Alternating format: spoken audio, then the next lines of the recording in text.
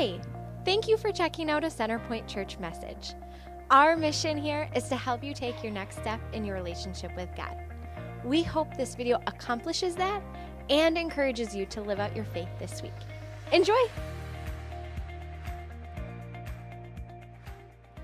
Welcome to Centerpoint Church. Again, my name is Aaron Master, and I'm a pastor here. If you've never been before, you may notice we're a bit different than a traditional church, but we want you to know we're still true to the Bible. We take God seriously, and we want to encourage you to take the next step in your relationship with God every week we're here.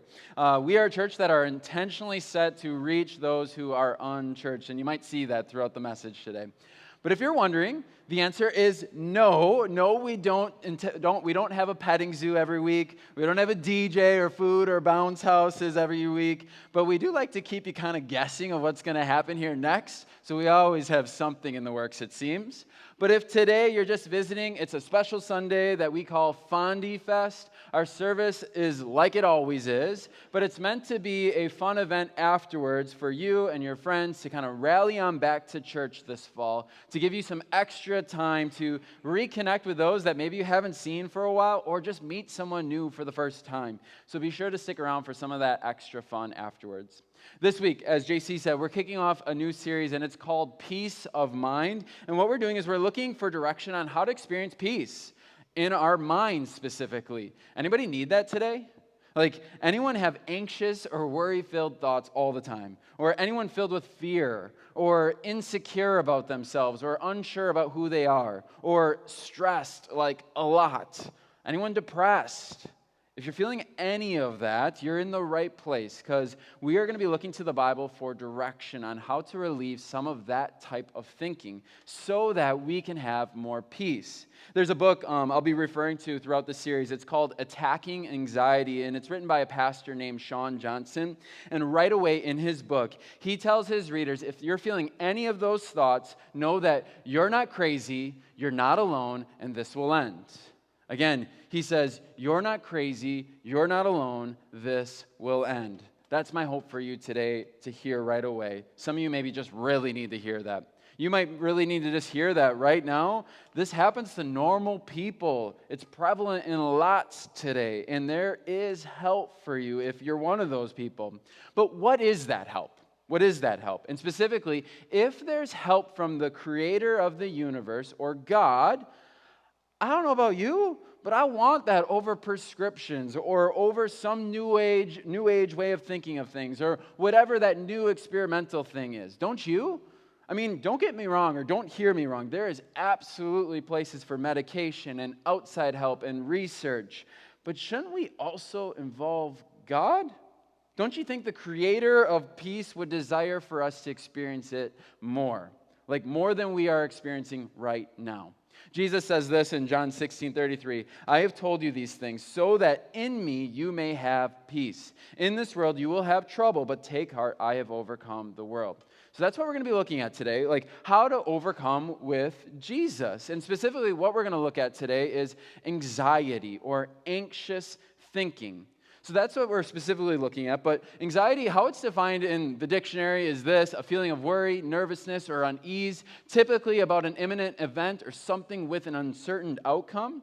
Now, looking at that definition, you might be thinking, what's the difference between being diagnosed with anxiety and just being, I guess, an adult with worry, right? Like, I say that with a light laugh because in this room today, I know there are people from multiple generations, perspectives, and backgrounds here. Some who maybe struggle with intense anxiety disorders, and some who are just trying not to worry so much today. In the room, you could be on one side of the spectrum. You have a perspective maybe from 50 years ago where people were more like this when it came to mental health. Okay, I'm just going to double check your form here. Ron, you redacted all the information. I answered some of them. For date of birth, you wrote springtime. Which is true. Everything you write down is confidential. We need you to give real answers. Fine. Do you exercise? Yes, lovemaking and woodworking. Do you have any history of mental illness in your family? I have an uncle who does yoga. Allergies? Cowardice and weak-willed men. And hazelnuts. Okay. Now, this is meant to be comical, not a real perspective one should have, but years ago, it was more like this, right? If you're sad, if you're stressed, if you're worried, rub some dirt on it, which, by the way, don't read into that clip too much. I think yoga is just fine, too. But then on the other end of the spectrum, there are some extreme hurts and dysfunction and pain that are caused by mental illnesses. And without someone actually seeking professional help, medication, or being diagnosed with anxiety, they may not be here today. Because mental health struggles, they're real and they're prevalent. So those are like kind of the two extremes people would maybe be at. But this brings us to a real question today of what's the difference between someone who just needs to navigate worry-filled thoughts and someone who has medically diagnosed anxiety. Looking at a Harvard journal, I think is honestly kind of still quite fluid. Now, I'm no doctor, so take this research I did with a grain of salt, but it says things like this in that article. It's like normal levels of anxiety lie on one end of the spectrum and may present as low levels of fear or apprehension, mild sensations of muscle tightness and sweating, or doubts about your ability to complete a task. Diagnosable anxiety disorders occur when anxiety levels rise enough to rapidly decrease performance and cause impairment. And then anxiety disorders are characterized by severe, persistent worry that is excessive for the situation and an extreme avoidance of anxiety-provoking situations. And then other articles state things like this. They would say like a time, what's the difference? Worry and anxiety, like times of being, feeling stress, or beginning to feel stress, and then worry, and then eventually goes away, where anxiety, it's like you're rapidly stressed, and the feeling kind of maintains. Another article says stuff like this, like 2016 research from that connects anxiety to uncertain or vague threats, like not knowing if you'll be accepted or rejected for a job. As I read that, it's blurry still, right? Of whether you could have a serious anxiety-prone disorder or you have just a lot of worry-filled and anxious thoughts. The National Mental Health Institute, it says 31% of people at some point in their life will have an actual anxiety disorder. That's pretty high, as that's either you or one of the people next to you. So again, would you say you have excessive worry? You might be like, I don't know, I'm kind of a blurry line between the two right now. And if that's what you're thinking, I want you to know that's right where I am as well. For the sake of today, and for those that maybe have worry and actual anxiety, I want us to sit in the middle of the two and see what God says to attack it. To make it easier for us today, though, to do this, I want to define anxiety as this, as consistent, unnecessary worry. I think when it's stated like that, and to be frank with you, I definitely have anxiety. I definitely do.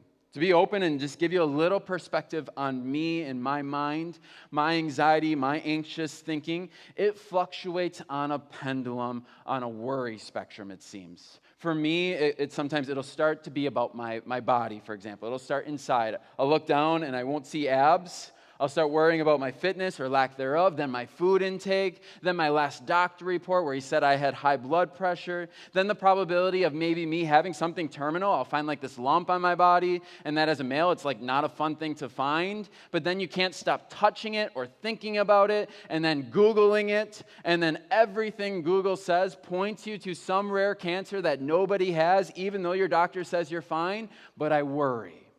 Then it can move for me, it could go to another worry, such as, is my family happy? Is my family happy today? Am I a good dad? Am I setting my kids up for success? Am I doing something that could harm their future? How about Sydney, my wife? Is she happy? Is she stressed? Like, am I helping make her life better? Is our marriage good? Are we good? Am I providing enough money for my family to thrive? Am I home enough? What will we do if we can't pay the bills? We have a savings, but what if our car dies and the medical bills stack up and I have to pay for something that takes all my time, all my ability to work, and all our finances? Then it maybe moves to work for me. Mine being at church, it's spiritual. Like, am I listening to God enough? What if I can't hear Him anymore? What if I'm not treating people well? What if I'm not leading people to Christ-likeness in ways He wants? Did I say something offensive to that person the other day? How do I navigate the 50 different opinions of different things people have? That person's frowning. Are they unhappy or are they just resting? What if church declines? Again, that's me with work. And then it goes to others. What if my friendships decline? What if we lose support of extended family? What if people start attacking me or my family negatively? What if I'm alone? And on and on and on. I get it, it's probably not fun to hear a pastor share that with you, but these are real thoughts of mine that come and go, that can be intense at times and can also be of no big deal. But when they're prevalent, it is no fun. To go one level deeper with you, when the worry gets intense for me, it'll start in my head. But then if I don't address it, it starts to go to my stomach. And it's this uneasy feeling. And then your heart rate, and then your breathing, and then your whole body can start just being shaky. Can you relate, at least a little bit, to maybe having intense worry? And to make it even worse for me personally, and the struggle with all this is as a Christian, I look to the Bible, and Jesus says this in Matthew 6:25, "Therefore I tell you, do not worry." But I do. It makes me feel like a bad Christian, nevertheless a bad pastor. What about you? Do you worry? Do you have anxious thoughts? Do you have some sort of maybe anxiety? It's part of just being human, like in a sense, because normal levels of worry are healthy. As a Christian, to have just a general sense of concern for things is not a sin. Debate me on that later if you disagree. But for example, if you know the kitchen faucet is left on at your home by your kid and you're driving away, not worried, that's just ignorance. It's just ignorance. I'm sorry. Or if you're a little guy like me and you start bumping into big dudes on purpose and you're not concerned about leaving with a black eye, that's just ignorance, right? That's just ignorance. There's a balance, a mixture of worry and concern that helps us function. But if we find ourselves heading into this category of consistent, unnecessary worry, even now and then, like I described for myself, I think we need to at least start looking for God's guidance. And that's just a starting point. You might find that you need professional counseling and medical help. But when I look to Jesus, I think he actually shows us through his actions during a stressful time on how to attack anxiety or consistent unnecessary worry. And what's interesting is it's actually a very similar prescription as what that pastor talks about in that book, Attacking Anxiety. So where we're going to spend the rest of our time today is actually in Luke 22. Luke is a gospel. It's an account of Jesus' life, and chapter 22 is kind of near the end of that gospel. So that means we're looking towards the end of Jesus' life, which would be about like age 30, 33. He's starting to feel the weight of his life and purpose at that point. As I pause on that thought, I realize personally, it seems the more I've aged, the more I tend to feel the weight of life or have anxiety about things. Worry used to just be about school and friends and grades. Then it was money and making the right future plans. Then marriage and health and work and big bills. And then navigating relationships, one with people you like and one with people you don't like. And then add kids in. Yikes. Or people who are dependent on you. And then each one you add is like a whole nother level of worry, it seems. Which I wish I did this message a few months ago and processed this all, because my wife and I were expecting our third. So if I'm not stressed yet, we're having another one in the mix. But life gets more and more worry-filled as you go on.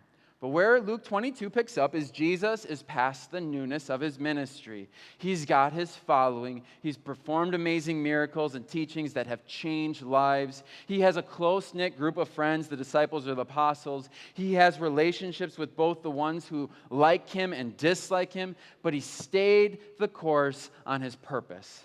And then what we see first in chapter 22 is this. His friend plans to betray him.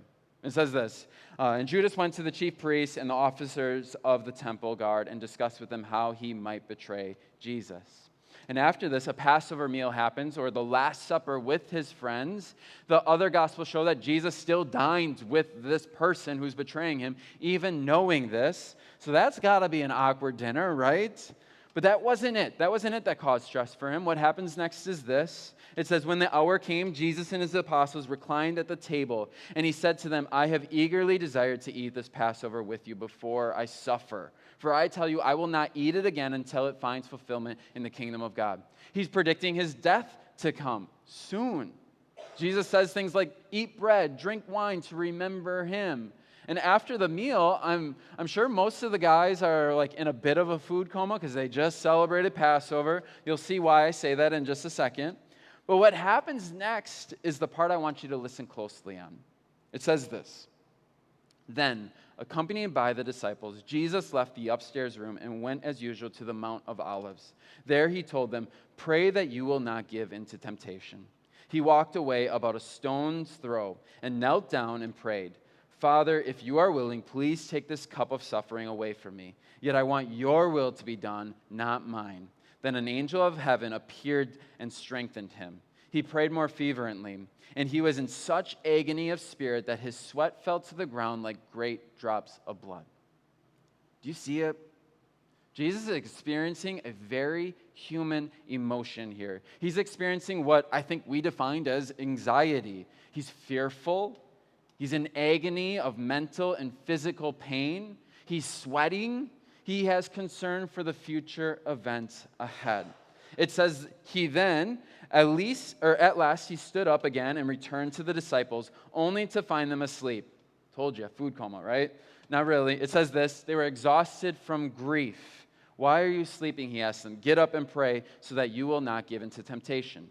The last verse we're looking at, it says this: while he was still speaking, a crowd, as in soldiers, came up, and the man who was called Judas, one of the 12, was leading them. He approached Jesus to kiss him, and Jesus asked him, "Judas, are you betraying the Son of Man with a kiss?" And then what we see happen next is Jesus is betrayed, he's arrested, he's tried, he's tortured, he's killed, all willingly because he knew this was his calling, this was his destiny. What we see in this chapter, though, is Jesus he's dealing with an intense amount of stress, worry, and anxiety about what's to come. And unlike a lot of our anxiety today, it actually came to fruition. It happened. I did a message about a year ago that said Penn State did a statistic or a survey that says only about 8% of our worries actually happen. That means 92% of them do not. But in this situation, Jesus' worry, it did. Yet he was perfect. And he handled his anxiety in a way that allowed him to function the way he needed to fulfill his purpose and his duty as a person, and in a way that is actually replicable by us individually. As you hear that, don't you want that? Don't you want to live out your calling for God without restraint, without excessive nervousness or fear or worry? Do you want to be able to overcome anxiety and face what's ahead for you? I know I do. So when we start digesting this passage, I think when we look at the peak of Jesus' worry, anxiety, or nervousness, however you want to define it, the first thing we can see that he does to control it is he worships. He worships. Look at what happens when he went to the Mount of Olives after dinner. It says, he walked away about a stone's throw and knelt down. He knelt. When was the last time you knelt for God? Kneeling, it's a sign of respect and humility. When was the last time you knelt, or in other words, worshiped? And not as in like, I said a few words in a song at church, but you worship God for being God. Not because the music at church was amazing, not worshiping the creation of God or nature by saying it's beautiful, but by putting yourself in a position that declares, God, you are greater and mightier, and you know better than me. When was the last time something like that happened for you? For me, I love God. I love Sunday's music that we have here. I even love worship music during the week. But it is easier for me to shrink God down and let my worries cloud my mind before I worship and let those words resonate. There's a quote. It says this: anxiety is temporary atheism. If you're living with anxiety, you are living in a state without God in his rightful and worshipful place. You're living without trust in him. Oh, right? That's a knife in the chest, at least for me. But that's what happens in anxiety. You don't see God, as the one who knows all things, is all-powerful, is the one who wants good for your life. And although he allows for us to go through crummy and undesirable stuff, his promise is he will always make things good for us at the end of our life when we are united with him. To combat anxiety and to re-put your confidence in God today, you need to actually maybe kneel to him. Sure, you can kneel in a lot of different ways. Like physically, you could kneel down. But when your mind is spinning out of control, your body is maybe shaking, and you can barely think. I think the best thing for you to kneel is playing worship music and worshiping. Not just putting a worship playlist on in the background, but worshiping God by declaring who He is to you, as in meaning the statements you sing. There's a lot of songs that we sing because we like the statement that's in the song or the mood it creates for us. For fun, I looked up some of the most famous lyrics of all time. I want to see if you know some of these songs. How about this first one? Elvis Presley. Feeling the love mood. How about this one?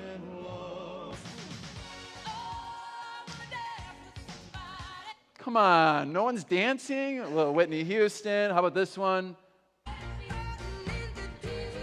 Adele. Or maybe you're just dealing with some tough stuff and it's this one. It's Shake It Off. Like, I'm mad, I'm just shaking it off. I'm just shaking it off. These were anthems for some of us because you were in it and it fit your mood. That's why you liked it. Growing up, I was a 90s kid and I was kind of a punk. So I used to listen to music that fit my mood, like the angst that I was in. So like Puddle of Mud, Blurry. It was like angry. Take it all away, take it all away. Or Linkin Park, like In the End. I tried so hard and got so far. But in the end, it doesn't even matter. Like, just angry. But these songs and these lines, they fit my mood. And they kept me in the mood I wanted to be in. What I'm proposing today is, what if we use worship in another way? What if we use worship or worship music to alter our mood to worship? To alter us from worry to worship. For example, here are a few songs we sing today in church, like Gratitude. Like, you start singing this song, and this is in your mind.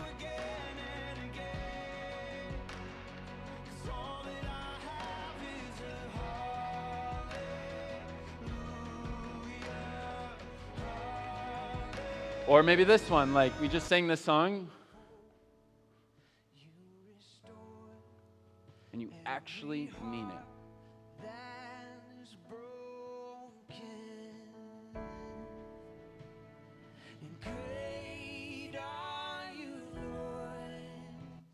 These songs are full of statements that usually repeat and repeat and repeat. And at times you might be annoyed by the repeating over and over and over again in church, sick of standing for so long or whatever, but it's purposeful. Repeatable songs that are rooted in scriptural truth are meant to be real statements that you can state so that you can start fully believing them about God. When you don't just hear them sung or put your 10 minutes in on worship, singing or reading words off the screen, but when you actually say them and believe them, it will remind you to get back on your knees to worship. To attack anxiety, you might need to start worshiping more. We want to set you up for success to do this. So we made a worship playlist that we're going to be sending in my email. Fill out a Connect card if you'd like that. I'll send in my email this week, but it will give you via YouTube or Spotify. But that's something that could help you attack anxiety, and that'll come out this week. The next thing we see Jesus does is he prays. Check this out. He walked away about a stone's throw and knelt down and prayed. Father, if you're willing, please take this cup of suffering away from me. Yet I want your will to be done, not mine. Let's look at that prayer again. He's saying, God help, basically. Please take this pain, this worry, this struggle, this thing that is causing unrest away from me. But I want your will, your desire first. Jesus is saying, I don't want this, what's going on. Help. But we'll handle it together if I have to. Do you pray that way? Or your prayer is more like, God, fix my problem. Help me, heal me, help. Stop that person, give me, and maybe please at the end, right? But to add in, yet I want your will to be done, not mine. That's bold. That's scary. Because when you worship him and you see him as this authority or greater, and then state, well, your direction is next, or where you want me to go, that means you've given up control. But when you truly embrace that statement, there's no need to worry. because it's not ignorance anymore, but you're giving the control to God. Now, it's important to clarify. It doesn't mean you just let everything that presents itself today to you happen to you. Like if a friend was like, hey, we're going to walk this way. You're going to walk through Legos and mouse traps. Like, we're just going to walk this way. Come follow me. It's going to be fun. If it's your will, God, right?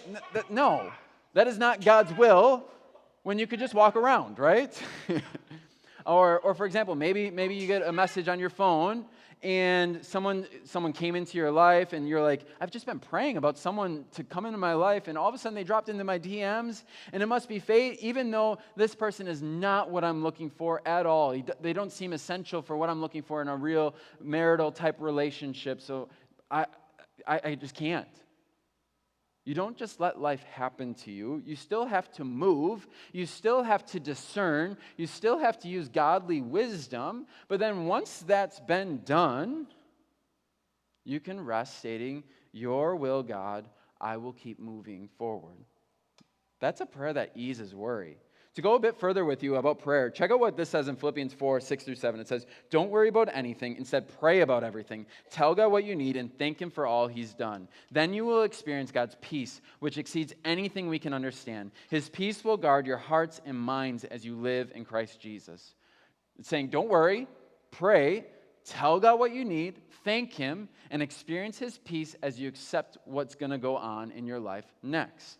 Again, prayer helps you reorient your life. It controls anxiety. And specifically in this passage, it says, thank Him.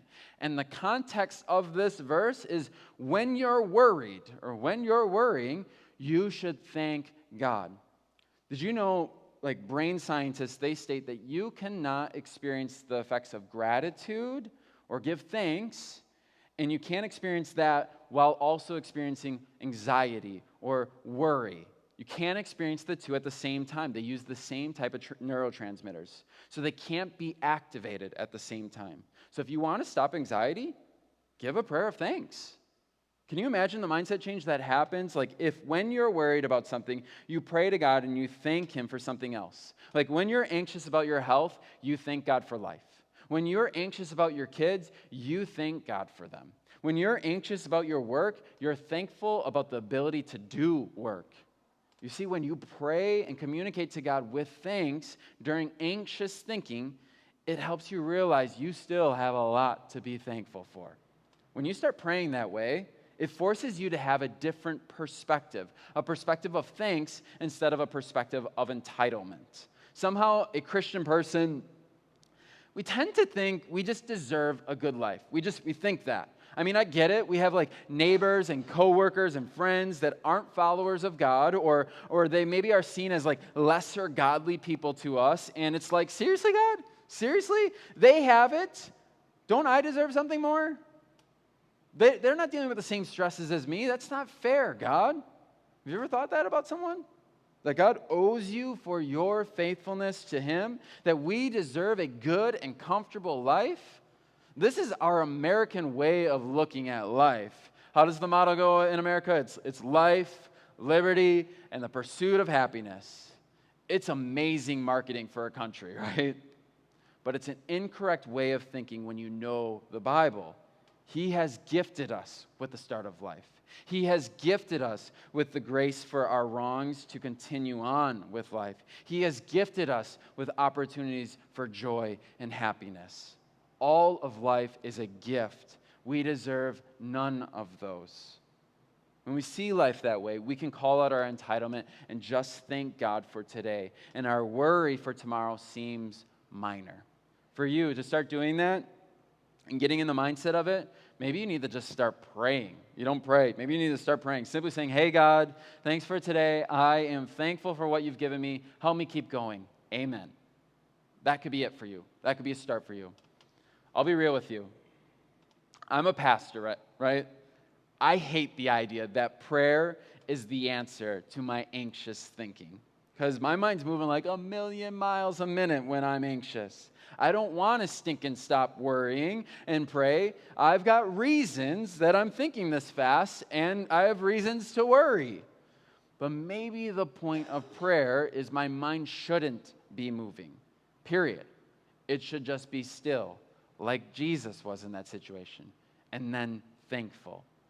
Maybe for you, like you pray, like personally you pray often, but you need to analyze your prayers. Are they you prayers, or are they ending with statements, may your will be done? Maybe for you, you need to start praying with gratitude. Again, when Jesus was stressed or anxious, he worshiped and then he prayed. Now, I know what some of you might be thinking right now. This seems so basic. I was hoping for some real tools. Like, really, Aaron? Like, worship and prayer, that's the answer so far? That's what you got for me? I mean, it is what we saw Jesus do, right? So far, that is what we saw Jesus do. And it's also what the book recommends, but I know what you're thinking. I don't buy it. I don't buy it. So I want to share how it actually has worked in my own life with you for a second.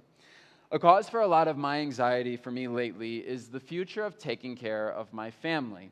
My wife and I, we have both had like these unique medical things recently that certainly they could become life-altering or could have been life-altering, like fighting for our lives and spending a lot of time in hospitals. At least that was the worry. Neither of our situations ended with anything for further concern, but as someone who has worry, me, let's just say the anxiety of waiting in these situations for an answer hit hard. The what ifs, the then whats, the how will we, and on and on and on. And then the scenarios of like, what if one of us would no longer be here in our family? What would that mean in our family? It'd be a nightmare. It'd be hard. Again, it started to crumble. But then someone called me out. You're a Christian. Not only that, you're a pastor, Aaron. And I realized I shouldn't worry this much. And I started to regain my perspective of God, as in he's greater, he's bigger, all-powerful. And I bowed by starting to worship him. To worship him, listening to songs that say, great are you, Lord. The battle belongs to you. I'll praise you anywhere, whatever the song is. And then I prayed with thanks for the time that I've gotten with my family, period. And added the request of, may your will be done. May what you think is best be what happens, and have me be comfortable with that. And it worked. I can't say like poof, the worry never reappeared, because it did. But a continuous process and act of this is what has changed and calmed my worry. But I wouldn't have gotten there without this third thing. And it's one that I think is so necessary. We don't see Jesus model it completely because he's God and he knows what's best. But for us, it's to have a mentor. It's to have a mentor or a person or people who will remind you. In our passage, Jesus, and he had his disciples kind of that were there with him. So he sort of had this. But when he went to go and pray, it says this, then accompanied by the disciples, Jesus left the upstairs room and went as usual to the Mount of Olives. There he told them, pray that you will not give into temptation. He walked away about a stone's throw and knelt down and prayed. Jesus was the mentor, right? But who's near you in your prayers? Who's near you when you're anxious? Who's a stone's throw away? There's a difference, right? There's a difference about being a 5-minute car ride away from someone than maybe a text message away or a phone call away. Who is close to you, like within 5 minutes from you? That can see when you're worried, that can read your facial expressions, that knows you, that can be with you in your anxious thinking and mentor you. When I'm worried or dealing with issues, if I didn't have support, I would be a wreck. I would be a wreck. And I'm losing a lot of man respect right now because I feel like men, we tend to be like, I'm a man. Like, I got this. I don't need anyone. I got this. But what if we actually had someone to help us calm our anxious thinking, or at least remind us of those first 2 steps often? I mean, it could start with the most basic, even the most like grotesque things as a man. But mentorship helps. Recently, this is a true story. I messaged an older friend, hey, I've been more smelly lately. I'm using deodorant. It's just not working as well anymore for some reason. Is this part of becoming an old man, is what I asked. He didn't really have a great reason for me, but he gave me some support. I asked another friend the other day, hey, this is kind of where my family is at financially. Is that on the right track of like where you think we should be? I asked a church planning pastor, like, this is the type of difficulties I'm dealing with right now. Is this normal? And they help give me another unworried perspective that helps me keep moving on with my life without being so worried. Research, it points to a high probability of making wrong decisions, indecisions, or undesirable decisions when we are worried. If we had someone who could relieve some of that stress, what could that mean for making better decisions in our marriages then? Or parenting, or work quality if we didn't experience that worry as much and had someone? Things in our society could drastically change. Do you have a friend, a family member, a coach, a mentor? One of the greatest, most tangible things that has helped me in my anxious thinking is I have multiple mentors. I have a pastor. Do you? I have some close family that I'm open with. Do you? I have 2 or 3 church planning mentors or work mentors. Do you? I have friends in the mix of marriage and parenting that are similar stages as me that get me. Do you have that? And what usually happens is I go to them. Am I missing something here? Am I missing something of why I should be worried? Am I off? Should I be this worried? And they can usually see through the anxious fog and call it out as it is. Again, do you have that? Out of this message, I kind of want to birth, or at least start the idea of a new ministry here at Centerpoint. I think we need mentors. We need a place where people can seek mentors that are just a stone throw away or here in Fond du Lac. If you are full of anxiety, maybe a godly mentor is exactly what you need. If you're full of prayer and gratitude and worship, maybe becoming a godly mentor to others is exactly what God has been grooming you for and how you could serve here at this church. Do one of those descriptions fit you? If so, I'd love for you to fill out a Connect card and write one there. I need a mentor, or I'm ready to mentor others. As I'm getting close to wrapping up, though, we saw Jesus has peace of mind after this moment in Luke 22. Do you want that in your worry? If so, which one do you need to start doing? Is it worshiping? Is it praying? Is it finding a mentor? I hope one of these stick out to you clearly. But if the idea of involving God in your life to help you deal with worry-filled thoughts is new, or the idea of even seeking God in direction on life and anything is new to you, I want you to know God wants to connect with you personally. If you've never started a personal relationship with Jesus and connected with him, it simply starts by saying in your head and most importantly your heart, like, God, I know I'm not perfect. I need your direction. I see you as God, and I know I am not. I know you sent Jesus to be the sacrifice so that I can be with you one day. I want to follow you. And when you make a statement like that or similar to that, you're not only starting a relationship with Jesus, becoming a Christian, but you are also doing some of the initial steps to start attacking anxiety by having God to worship, to pray to, and to give you godly mentors. If you want to pray that to God right now or to pray to have God help you with your anxiety, you can pray with me right now. Hey, God, thank you for today. God, some of us right now are saying we have never gone to you for anything. And right now we're saying, God, we want to start a relationship with you. We want your comfort, your peace, your forgiveness, your grace. We know you paid a sacrifice so that you can make things right for us again. But God, now we want to pursue you. We want a relationship with you. We want to follow you. Guide us in our life. And then, God, some of us right now are saying we're struggling with worry. God, help us get past this worry. Help us look to Jesus' example to get past worry. In Jesus' name we pray. Amen. Thanks.